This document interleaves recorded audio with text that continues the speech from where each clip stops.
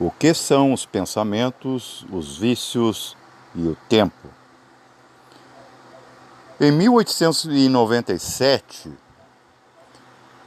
o escritor Richard Outcault publica no New York Journal uma figura que a gente vai chamar mais tarde de balão de gibi. Quem foi criança dos anos 70 para cima, até mais ou menos anos 90, ainda se publicava esse tipo de charge, esse tipo de material. Porque não se sabia antes, quando se colocava um personagem, uma figura imprimida, o que ela pensava, as suas expressões, qual é a intenção da figura. Então o balão foi algo bem eficaz para traduzir o que o personagem está fazendo, a dinâmica, a comunicação. Só que Richard, na verdade, teve um insight. Ele viu exatamente, ele trouxe para a realidade algo que realmente existe. Esses balões não são caricaturas de qualquer revista infantil. O pensamento é bem assim. Se você observar essa figura simbólica, lá dentro ela tem conteúdo expressivo. Aquilo que a pessoa está pensando, sentindo e até agindo. Pode ser pergunta, pode ser uma exclamação, pode ser um ataque, ou pode ser até uma concordância. Se você observar a figura, ela tem um apêndice, geralmente inferior, na parte de baixo, está ligado a alguém, a um endereço bem pessoal. No plano mental, acontece o mesmo. Por isso que chama-se o plano mental de livro da vida. Está tudo registrado lá. Tudo que você pensou, sentiu e agiu. E essas coisas não acontecem em uníssono. Você pode agir e não pensar. Você pode sentir e não agir. Você pode pensar, não sentir e não agir. E você sabe disso. Acontece a todo tempo com você. E nós vamos falar do tempo também. Então, percebam. Esses balões é o que identificam, você quer interagir dentro da dinâmica de uma história. Os balões foram muito importantes, tanto que é o antecessor da legenda. Digamos que você não quer ouvir o som de uma imagem projetada na TV. A legenda ajudaria. Você não deixa de perder o conteúdo. Mas uma linguagem ortodoxa, o balão vamos dizer, a materialização do pensamento. Aquilo que o personagem está pensando. Cada um é um personagem. Mas como é que funcionam os pensamentos? Eu estava, certa vez, meditando, vou ser bem direto, eu estava no banheiro da minha empresa, eu estava me sentindo meio tonto, me sentei num dos boxes, em cima de um vaso sanitário e meio que cochilei por algumas frações de segundos. E me apareceu, eu vi que eu me projetei, eu apareci na sala da diretoria da minha empresa. Logo eu vi minha patroa, eu nem sabia que ela tinha comparecido naquele dia, porque às vezes ela não é presente. Vi a pessoa nitidamente, o óculos, por acaso ela usa, tem problema de visão. Seu escritório, tudo organizado como mais tarde eu comprovaria. E ela estava naquele ambiente rodeada de certos símbolos que não faziam parte do ambiente físico. Percebam, eu não estava vendo apenas uma realidade, estava vendo tudo relacionado àquela pessoa. porque me veio em mente ela. O que acontecia? Vamos chamar de balão, né, como bolha de sabão, tinha um pensamento sobre a situação atual da empresa, né? O país está em quebra, né? Em queda e em tudo quanto é merda, né? Tudo está subindo, o quilo do café R$ 30 para riba, né? Gasolina, briga diplomática, né? Com o nosso Cristo comunista, né? Mas eu não quero entrar em política, mas a política também faz parte, porque também é uma egrégora, né? Vamos dizer que é uma prisão psicológica, né? Você não sabe nem quem seguir hoje em dia. Então ali tinha ela, né, minha patroa em específico. Eu tenho vários patrões, nem todos são presentes, alguns são apenas acionistas, com seus próprios pensamentos e suas vidas. Mas em particular, um dos focos, né, daquela cena quase bizarra, ela pensava em acessar as câmeras. Provavelmente ela estava fazendo isso. Não tinha como eu ver do quadrante onde eu estava, o seu computador, né, que tem ligação com todas as câmeras de segurança. Aparecia o que ela estava pensando. Onde está o fulano? E aparecia a mim, né, a minha imagem, e outros colegas, né, procurando, tateando. Logo depois, eu invento uma desculpa quando eu saio daquele transe, né, saio do WC, subo escadas, eu tenho que confirmar isso. Eu chego, invento uma desculpa, chego na minha patroa e vejo que ela está diante das câmeras de segurança, né? É a mesma coisa. Aqueles que guardam as empresas, né, os agentes de segurança, eles vão estar ali tomando cafezinho, talvez com muita negligência, né? Só vão dar atenção, né, foco, colocar energia em algo explícito. Como não tinha nada, logo após, no caso, né, da pessoa citada, eu vejo que aquele balão estoura e tudo se desfaz. Mas teve um balão que se estourou e se espalhou no ambiente, como se fosse fumaça. E acabou se aproximando do ralo vital de outras pessoas. Vamos ali, temos a assistente de qualidade, temos o digitador, temos outro sócio ou sócia, e começaram a interagir. As pessoas começaram como se acendesse uma lâmpada, né? O simbolismo aquele da lâmpada também nos desenhos animados. Claro que não daquela forma, né, teatral, cômica, mas a mecânica é a mesma, né? Com as características, com as nuances de uma quinta dimensão, porque a mente é pentadimensional. Então eu corroboro para mim mesmo que eu, né, estou diante da realidade do pensamento. Mas o que é o pensamento, né? O pensamento, etimologicamente, é pesamento, é peso e medida. Pode ver que o pensamento está sempre pesando, medindo, né, calculando, criticando, né? Isso é belo, isso é feio, dentro daquele vício geométrico de padrões, né? O pensamento ele é condicionado. Todo o universo é mental, então ele é todo condicionado, então tudo que escapa, né, por exemplo, tudo que escapa da normalidade, num corpo que, né, nasceu para funcionar de certa forma, se você interrompe ou você desvia esse metabolismo, vai ter problemas na máquina.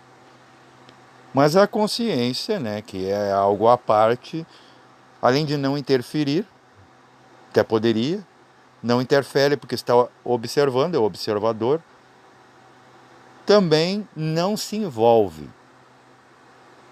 Simplesmente permanece intocável de todo esse processo. Mas, para o clarividente, o pensamento são flutuações, ilhas. Pense, flutuações, ilhas. bytes de informação. É a mesma coisa na nuvem da internet, né? Temos bytes, não se sabe ao certo como é que funciona, se é como lá na Lucy, né? Faixas de frequência com toda a informação daquele endereçamento, que vai, claro, se apresentar diante do navegador dentro de um dispositivo. O ser humano ele replica. Para quem diz que não, que a arte não replica a vida, mecanicamente sim, tecnicamente sim, mas não que uma e outra coisa sejam realidades objetivas. E cada ilha dessa é como se você estivesse vendo um mapa. Vai acender, agora temos, né, por exemplo, o Google Maps. Se você colocar a sua localização, vai ter ali um sinalzinho vermelho. É onde você está dando a atenção. E o que é a atenção? É esticar, etimologicamente. É colocar tensão sobre um ponto e nisso, né, prestar muita atenção, ou seja, é ocupar tempo, exercer energia ou até perder tempo com algo geralmente banal, porque vai passar. E o pensamento é assim, né? O problema do pensamento é você, como se tivesse, por exemplo, saiu de férias e você quer contemplar uma paisagem, você só está lá porque você tem interesse. E naquele dia estar nublado, por exemplo, um desfiladeiro de montanhas coberto por nuvens pesadas. Pô, você já vê chuva na cidade, né? Você acaba perdendo, né, o barato, como se diz.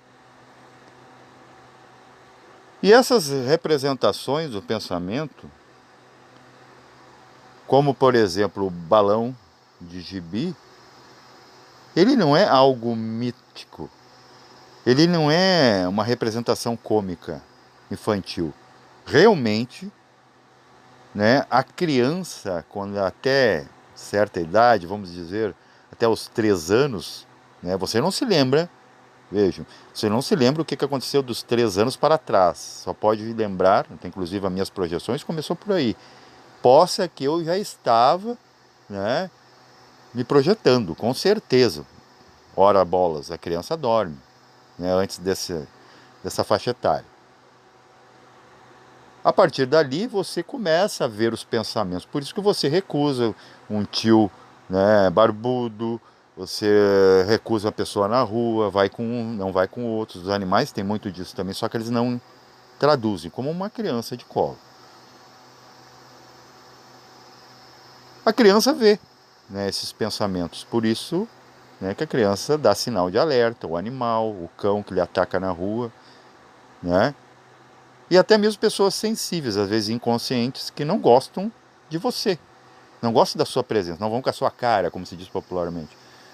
Do nada, né, começam, né, até serem acionistas da sua impaciência, porque começam a te criticar, é bullying na escola, tudo mais. A própria esposa, né, as mulheres são muito mais sensíveis a isso, né, por causa da questão do corpo astral. O corpo astral da mulher ele é muito mais emblemático, né, ele é muito mais energético, porque a mulher tem que ter a sensação de sobra para poder suportar um ser humano sair de dentro de si, né?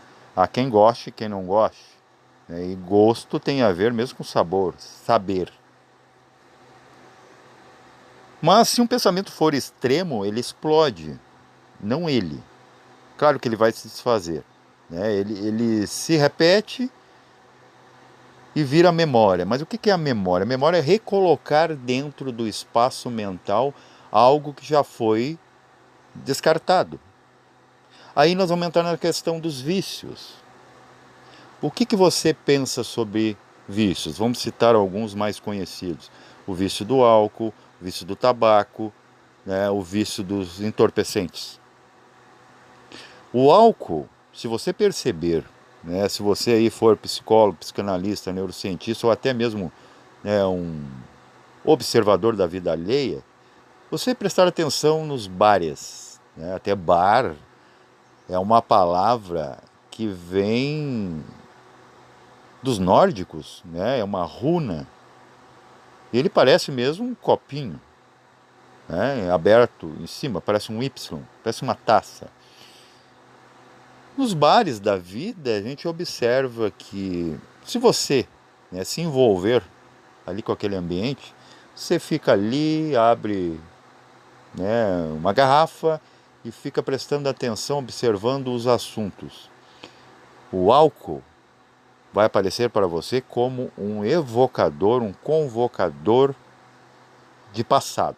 Perceba, todo mundo que bebe e não tem, né, não une a esse hábito outros vícios, né?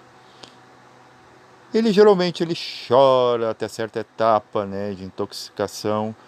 Ele começa a lembrar do pai, da mãe, do cachorro que ele perdeu, do familiar que desencarnou, que ele perdeu o amigo, que ele perdeu o seu romance, né, o amor da vida dele, né, que ele pensa que é amor, na verdade é paixão, né, paixão.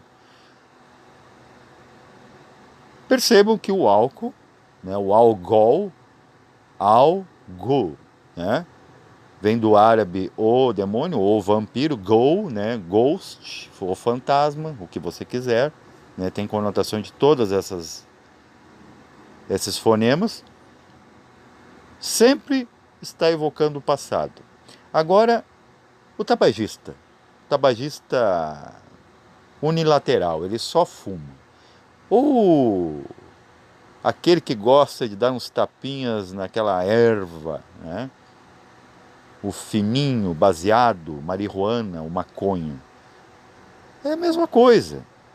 Em que aspecto? Uma questão temporal, né? Tempo. São pessoas que estão ali, não querem fazer nada, estão vivendo o momento, só que de forma inconsciente, né? O tabagista, como eu vejo que muitas vezes eu me detenho, eu estou observando o cigarro vindo da minha boca. Quiçá se o alcoólico ele observasse o copo indo até a boca dele, talvez ele não veria sentido. Mas eu vi um sentido no tabaco, no cigarro, que a gente olha para o toquinho, para a brasa, está ali e parece que nada mais existe. Então, os esfumaçantes, né, a fumaça, é usada, né, para você não ter preconceito sem ter, né, noção de causa e efeito, que o ser humano ali que está naquele hábito talvez nem é uma questão de obsessão ou obcecação, e sim ele não tem outra forma de viver o momento, né? Pode ver que quem fuma né, um doidão fica, né, coisa boa, gosto muito de você, né, tá tudo bom, né, depois dá a tal da larica, né, a fome, né? Eu nunca gostei desses subterfúgios, mas o tabaco e o álcool eu tenho experiência sobre o que acontece na alma. Então vai ser um dos títulos. Já as drogas mais pesadas, pelas pessoas que eu conheço que fazem uso, eu não sou dessa lista, mas o que eles explicam que os aterroriza é que é um negócio que evoca, para mim, que eu entendi, um futuro inglório. Vamos dizer, você só quer saber quando vai ter mais. Então, está evocando o futuro, né? Só vive para aquilo ali. A partir do primeiro, né, a primeira dose, você se projeta no futuro como é que vai ser a próxima. Todos esses entorpecentes pesados. Então, é muito interessante para que a gente tenha uma opinião, pode até criticar negativamente, você entender o que está acontecendo, né? A nível social é ilegal, mas a nível temporal, né? O que está se conectando ali com o ser. Mas o que acontece é que o corpo ele tem mecanismos, como por exemplo a glândula pineal. Você sabia que a glândula pineal ela é um cristal no meio, né, de uma lama cerebral? Como pode, né? Um cristal mesmo, igual a qualquer cristal, fora, dentro, no meio da gelatina. Por que isso?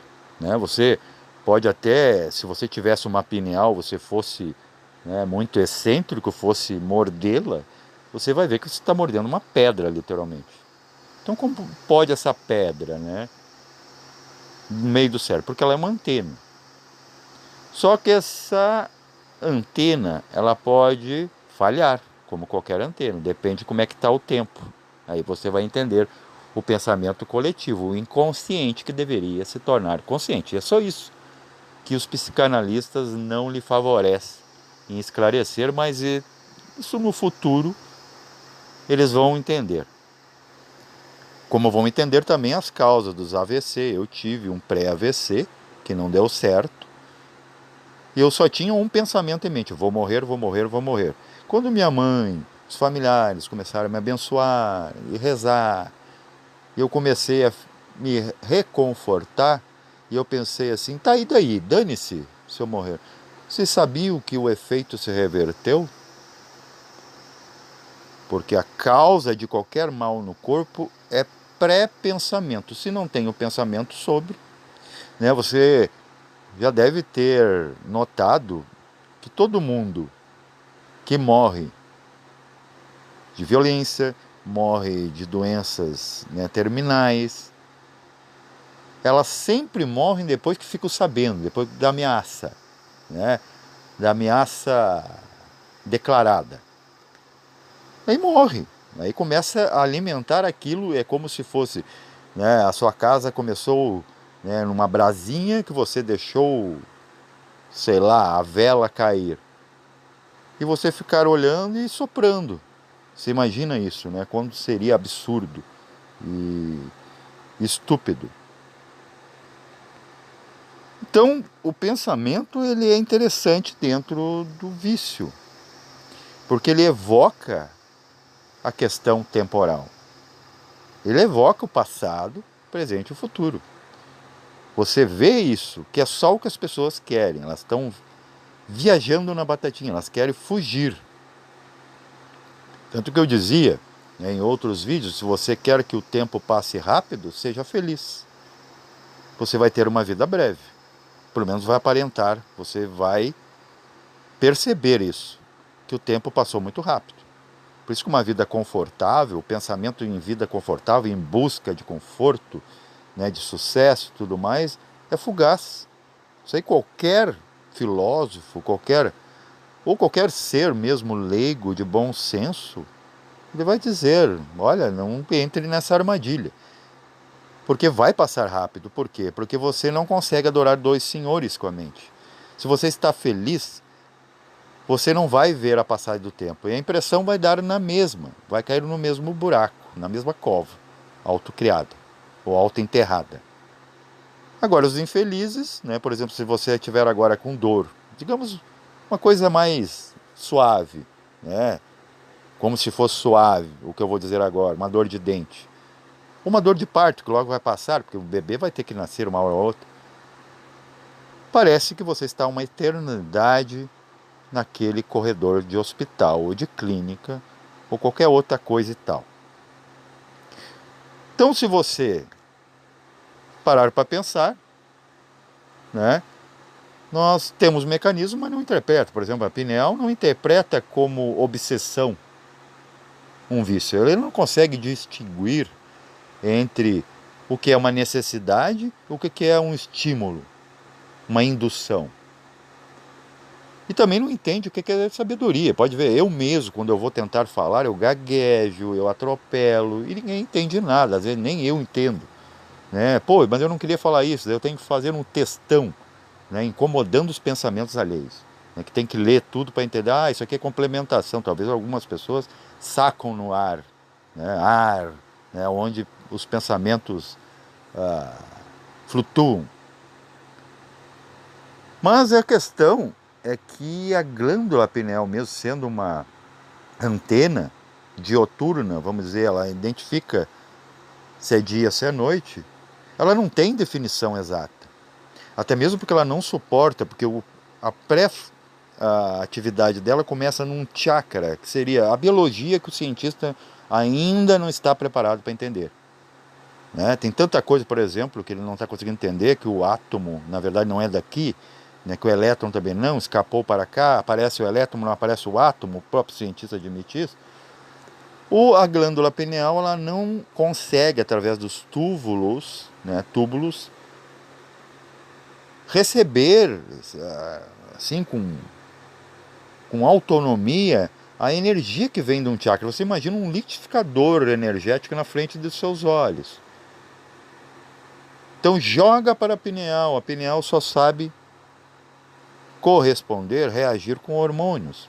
E hormônios não podem fazer muita coisa, porque eles são tridimensionais, são substância, eles não são energia, já é massa. Da mesma forma que os nossos olhos, né? A luz fere os olhos, vai parar no lóbulo parental, ainda de ponta cabeça, você sabia, né? Talvez você já estudou na escola. Então você vai estudar, continuar a estudar? Continue, estude nas faculdades, 10 anos, para não entender isso aqui, né? Você tem essa liberdade. Só que você vai ter que expandir essa liberdade se você quiser entender o pacote todo. Eu não sei se você tem interesse nisso.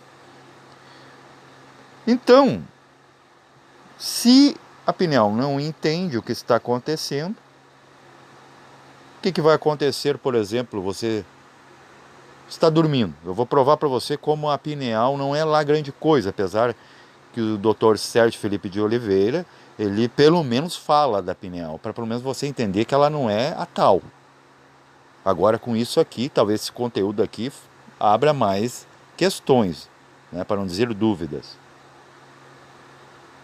Você está dormindo, vem alguém e lhe coloca uma lanterna na sua cara. Você acorda. Por que você acorda? A pineal lhe avisa que aquele sinal, opa, é dia, está na hora de acordar. Da mesma forma que você, de sobressalto, se assusta com o som e a luzinha do celular pela manhã para ir acordar. O corpo, a pineal, não entende, ainda não é dia. Então, podemos dizer que tudo que está no cérebro mente para o pensante. E os pensamentos que estão flutuando em torno, né, seria interessantíssimo e importante você visualizar isso. Ele só vai ter utilidade quando o agente, o pensador, ter interesse. Só que, geralmente, o pensador não é alguém interessante. Então, não é uma questão de conteúdo, e sim a qualidade daquele que cria o pensamento. Você. Paz reverencial a todos.